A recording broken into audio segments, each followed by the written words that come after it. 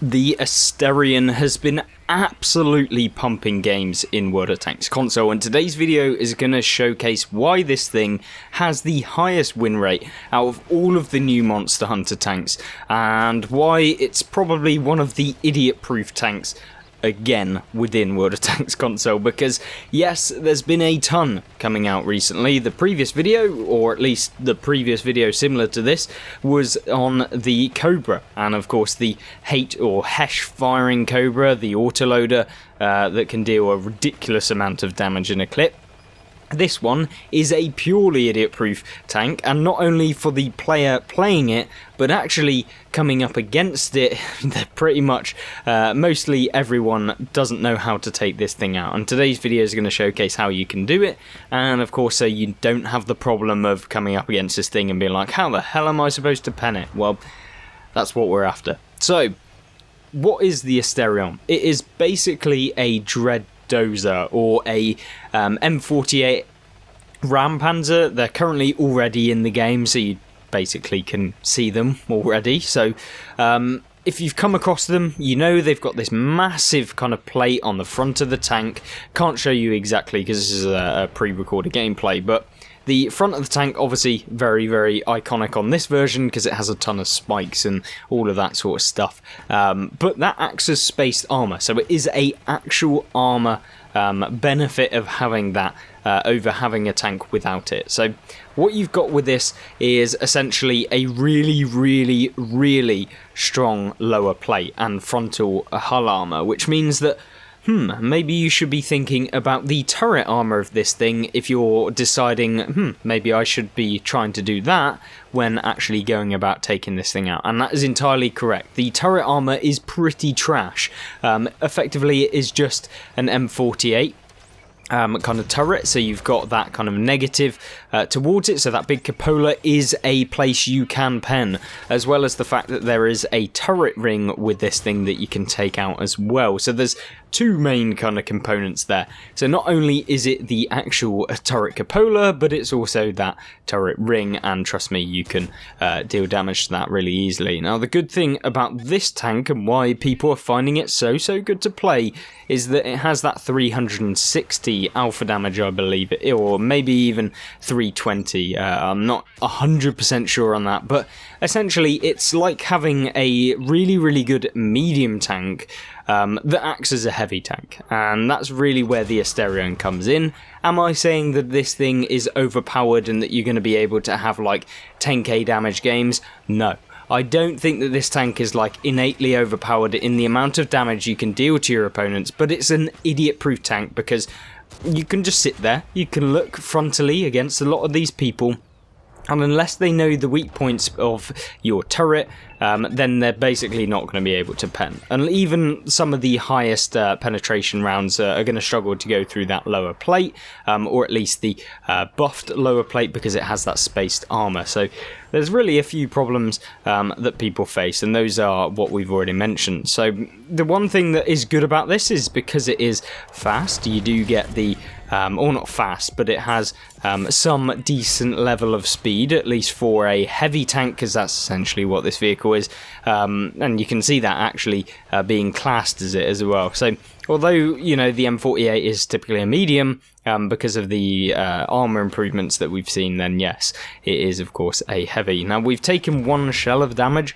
and that is literally against the enemy artillery, and there's actually two games where the artillery took us out, or at least primarily was the main damage dealer. And in fact, out of the, like, I believe I played about 5 games in this thing, so we got a good indication. It wasn't just a case of like the first 2 games that we played, but what happened with this tank is that I only took, I believe, like 4 hits, 4 of them being artillery. The rest of them, we just bounced. Like, no one knew how to pen this thing. I think maybe that might be a lie. There might have been 5 shells where one person penned the turret ring or something like that. But the rest of it, everyone genuinely bounced off of it, and that's more of a case of probably being a new tank into the game that people don't understand how to take out, etc, etc. But overall I really did enjoy playing this vehicle, and people just didn't have a clue as to how to take it out. So hopefully this is going to showcase how you can take it out, and you don't have to really worry at that point about doing that yourself. But here you go. Here is the exact reason why this tank, over some of the others in the game, is like a pain. Because this T29 is doing everything right. He's doing as you'd expect. To go for the lower plate, go for that like hull armor, where it's going to be weaker. The turret armor is typically the strongest bit. But no, it's not that case at all.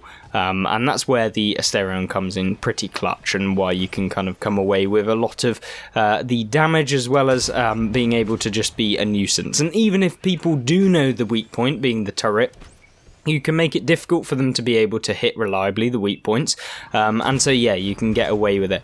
Unfortunately, the shell velocity, as you saw there, isn't the best with this vehicle, so you will not be able to really easily be able to find opponents at long ranges, which is kind of annoying, but it's not the worst thing in the world. There are plenty of tanks with bad shell velocity, and this is definitely one of them. And you can see here, just finalising up some damage at the end of the game, and that's really where I enjoy playing this tank over some of the others that are in the game. And we finish up the AMX 5100 for a very decent game, albeit, you know, it has this stupid ridiculous Minotaur on the front of it, which I believe does actually act as armor. I'm not entirely sure, but yeah, it's a little bit of an annoyance to be able to visually see the cupola as well. So that probably puts people off from firing at the cupola, because they think the Minotaur is a hitbox, but actually I don't believe it is now on second thoughts. But a good game, you know, picking up 90,000 silver as well, and a decent like 4.5k combined, just under anyway. But let's jump into another game on Himmelsdorf, and Himmelsdorf is a map that I really do enjoy. So, kicking off Himmelsdorf in the Asterion, where can we go? What can we do? What should we be doing? And especially when you're in a top tier game in this thing. Well, there's only one place that you probably should take the Asterion based on the speed of the vehicle. You can see here we're doing about 35. It's kind of glitching its way between 34 and 35 continuously. But we're going to take it down the banana alley, or the heavy tank alley, where typically heavy tanks sit.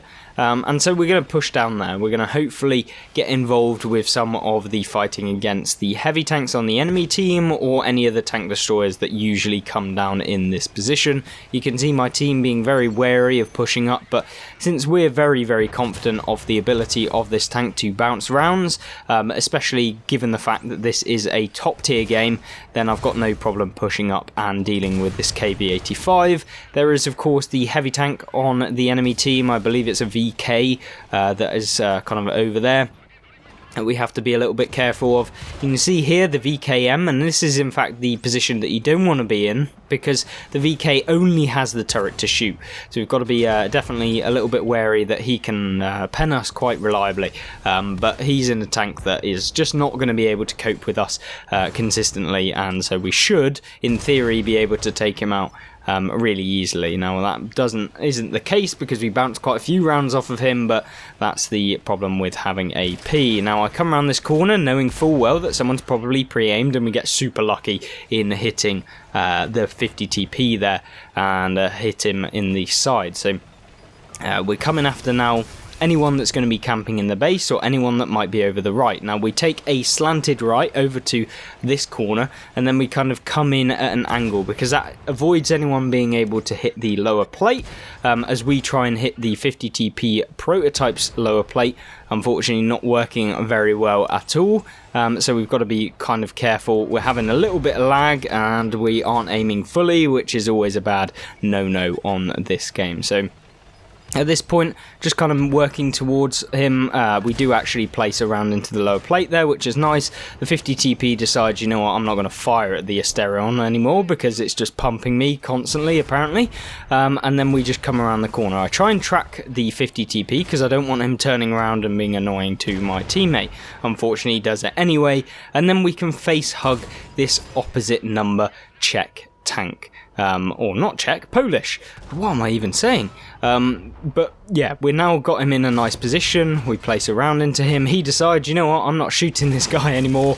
I've bounced too many times, and a lot of people you'll find will want to do that. So in this game, bounce 1150 damage, and probably comparatively to a lot of other games, we would have actually blocked a ton more, but that guy just decided he's not actually going to go and aim at us. So there's definitely some benefit in that fact. The opponents just hate coming up against these things, and unfortunately don't manage to hit the Centurion because we hit the bump right before, so that was a pain, but nonetheless we'll go after the Centurion now. Wait till we reload. We put a nice one into his tracks, which tracks him and does damage, which is the perfect double edged sword for the opponents.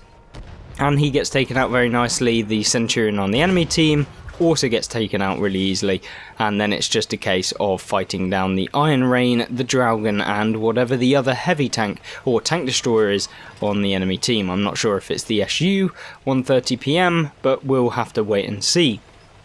Now, I go in on support of my teammate. It's a Citadel and a Centurion, both on very low hit points, up against the Dragon, and unfortunately the Centurion does get taken out by the Dragon. The Dragon then comes around after the Tiger. We do actually manage to hit and high roll the Dragon, but unfortunately not managing to take him out of the game entirely. And then we come around the corner thinking, you know what, I'm pretty chatted at this point, and then I decide to just auto-aim, which is something you should never do in World of Tanks. If you can aim, always aim, and if you can't, don't worry about it. But there you go, coming in after the Iron Rain, who's fully reloaded, and he is having a ton of trouble trying to pen us, of course.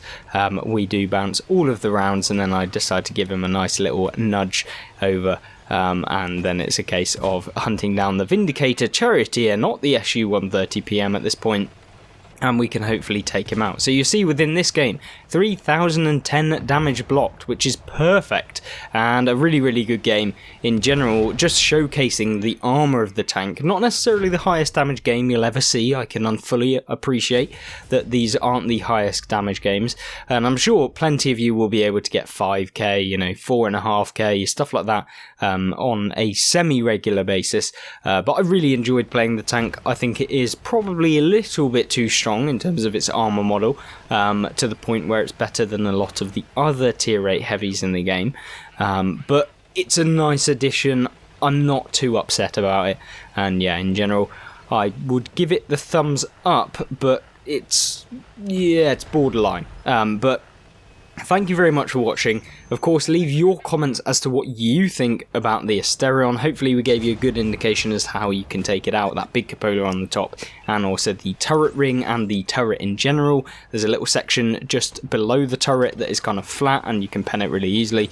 But other than that, I hope you did enjoy, and of course check out some of the other, or the 2 other monster tanks that were released with this as well. So the Trifecta has been reviewed on the channel, albeit this one is slightly later than the other 2, but yeah, you can check those out on screen right now. Other than that, I hope you have a great rest of your day and a great rest of your week, and I'll see you in the next one.